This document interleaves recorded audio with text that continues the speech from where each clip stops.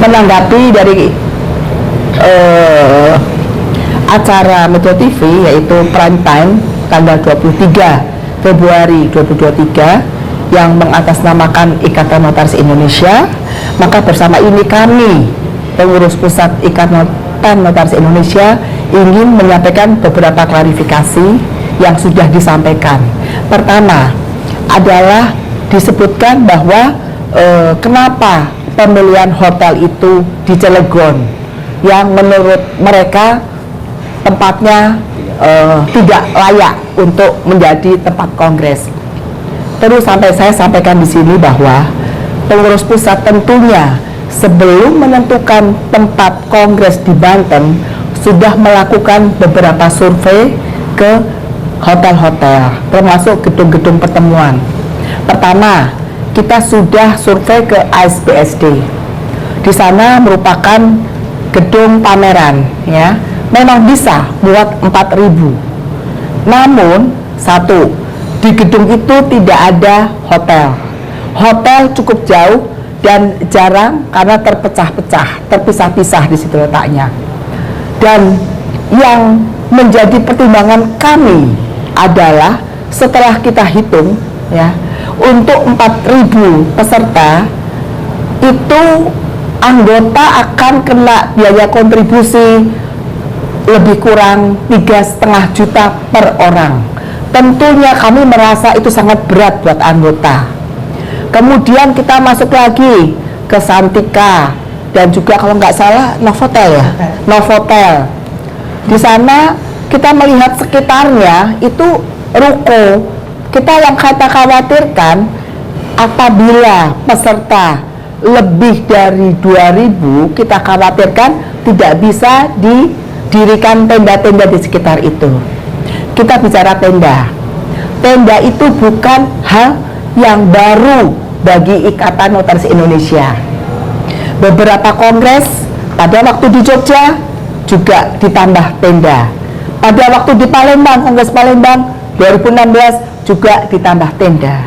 Namun ya, tenda di sini yang kita sampaikan adalah tentunya tenda yang nyaman buat peserta. Kembali ke tadi, setelah AIS, Santika, Novotel, kita lari ke Cilegon.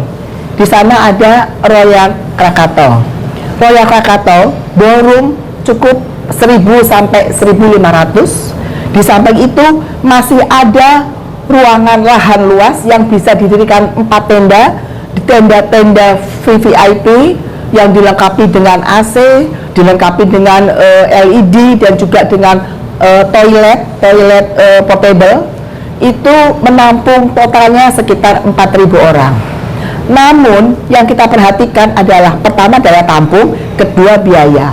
Untuk Royal Krakatau, di samping di Royal Krakatau ada ballroom dan juga ada hotel, di sekitarnya ada sekitar lebih dari 30 hotel-hotel penunjang yang mana kita PPINI sudah menghubungi PHRI untuk bisa diturunkan harga-harga tarif-tarif hotel supaya menjangkau anggota. Artinya di sini anggota tidak berat ya dalam membiayai hotel itu. Jadi pertama di ASBSD kita bisa kena kontribusi di atas 3,5 juta karena cukup mahal.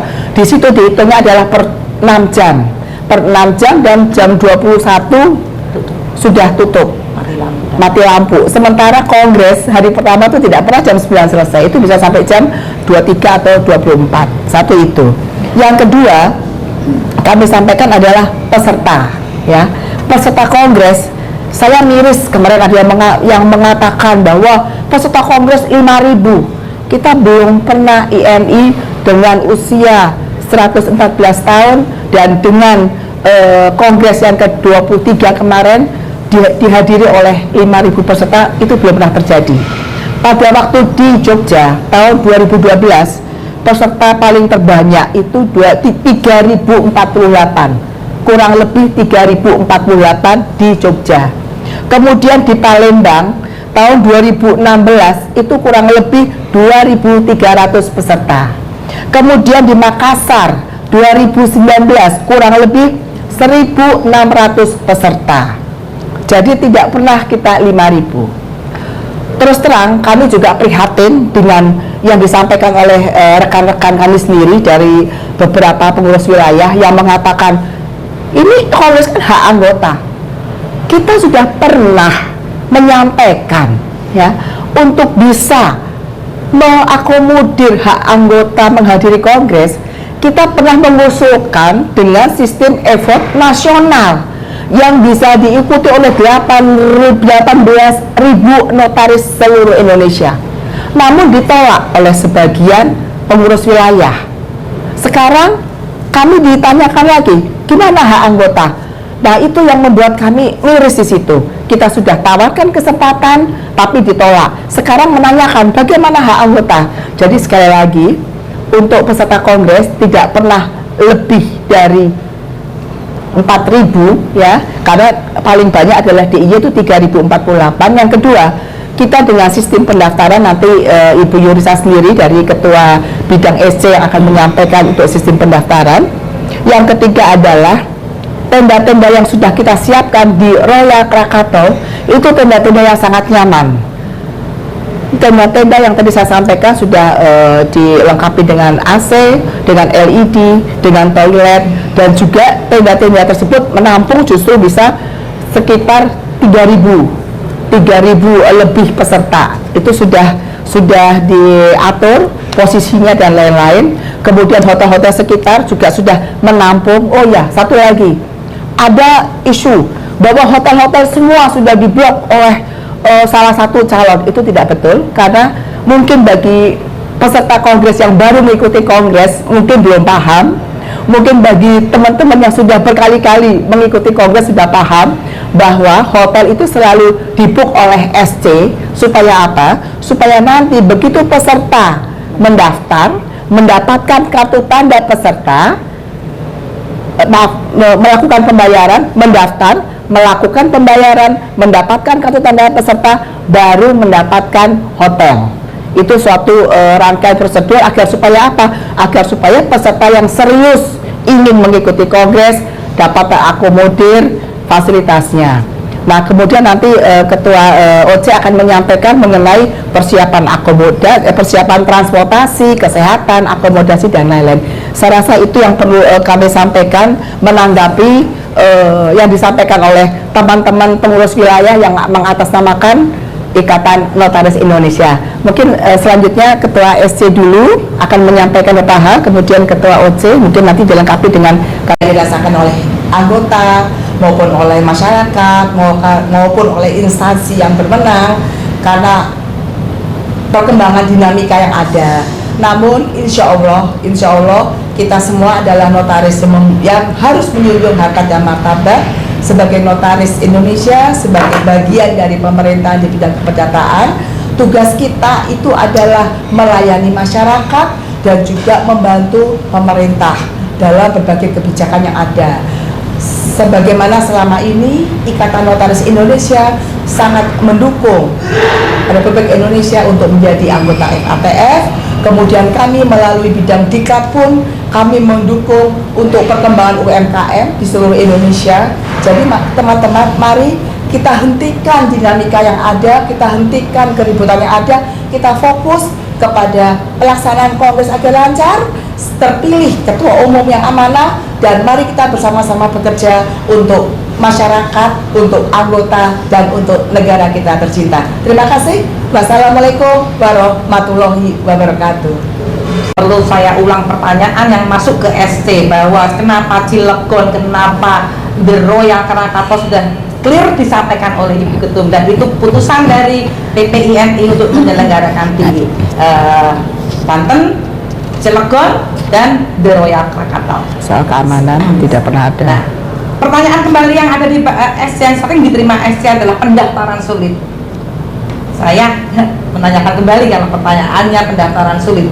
Dibuka hari pertama saja dan sampai hari kedua 2.500 pendaftar. Apakah itu sulit? Ya, apakah itu sulit? Tidak, pasti tidak. Mereka sudah dapat VA untuk membayar 5 hari setelah pendaftaran. Nah, kenapa sistem dibuka ditutup, dibuka, ditutup katanya, tidak dibuka dan tidak ditutup. Memberi kesempatan pertama kali orang yang teman-teman rekan-rekan yang sudah mendaftar untuk melakukan pembayaran sampai 5 hari. Pendaftaran dimulai tanggal 20, diakhiri tanggal 25. Artinya ini tanggal 25 bisa mendaftar kembali. Jadi tidak ada yang sulit atau dipersulit, tidak ada kata-kata sulit atau dipersulit. Terus kemudian keamanan, waduh nanti tendanya ambruk. Kita ada logika juga ya, PSC juga OC udah bekerja sama dan itu memakai vendor tenda yang sudah biasa dipakai RI 1 ke Cilegon dan The Royal Krakatau. Itu saja dari saya, hanya sedikit. Jadi teman-teman yang ingin mengikuti kongres, daftarlah pada saatnya setelah tanggal 25 dan datanglah. Keamanan insya Allah terjamin. Terima kasih. Assalamualaikum warahmatullahi wabarakatuh. Ya, baik, terima kasih Bu Ketua Umum. Mungkin pada kesempatan ini saya ingin menyampaikan bahwa pelaksanaan kongres ini, penanggung jawab kongres ini tetap pengurus pusat Ikatan Notaris Indonesia ya. Jadi bagaimanapun kondisinya, pengurus pusat tetap ingin memberi kenyamanan kepada seluruh peserta kongres nantinya. Kalau dipermasalahkan daya tampung yang tidak memadai, pasti tidak akan pernah memadai untuk bisa menampung 18.000 anggota. Ya, pasti akan ada pembatasan ya, ada pembatasan karena tempat, karena perizinan dan lain-lain itu. Jadi inilah konsekuensi dari kongres yang pemilihannya masih dilakukan di tempat. Oleh karenanya ke depan sebagaimana tadi disampaikan oleh Ibu Ketua Umum, kita sangat mengharapkan pemilihan Ketua Umum dan Dewan Kehormatan Pusat dapat dilakukan secara effort nasional agar setiap hak anggota mempunyai hak ya, bisa menggunakan haknya untuk memilih siapa Ketua Umum dan siapa anggota Dewan Kehormatannya ke depan. Ya, itu harapan kita. Mungkin setelah kongres ini sebagaimana yang disampaikan oleh Bapak Menteri juga, akan diadakan kembali kongres luar biasa, mungkin akan merubah anggaran dasar sehingga nanti bisa mengakomodir effort nasional. Mudah-mudahan kongres dapat berjalan dengan lancar. Kami persilahkan para anggota Ikatan Notaris Indonesia yang sudah terdaftar, yang sudah mendapat kartu tanda peserta, silakan menghadiri kongres. Pengurus pusat tetap bertanggung jawab atas kenyamanan peserta di tempat kongres. Mungkin itu aja. Mungkin kan mengenai transportasi, kami dari pihak panitia OC nanti bekerja sama dengan Damri untuk menyediakan shuttle bis atau bis-bis itu dari hotel ke tempat acara, dan juga kami juga kerjasama dengan Dinas Kesehatan Provinsi Banten untuk tentang ambulan dan tenaga kerja tenaga kesehatan. Itu yang sama saya sampaikan. Baik, terima kasih Pak Taufik sebagai untuk pelaksanaan tadi sudah cukup jelas sekali dipaparkan. Jadi terkait dengan kongres, memang ini adalah hak setiap anggota, baik ALB maupun notaris dan juga WRPA. Untuk pendaftarannya tadi juga sudah disampaikan oleh Bu Yulisa selaku Ketua SC.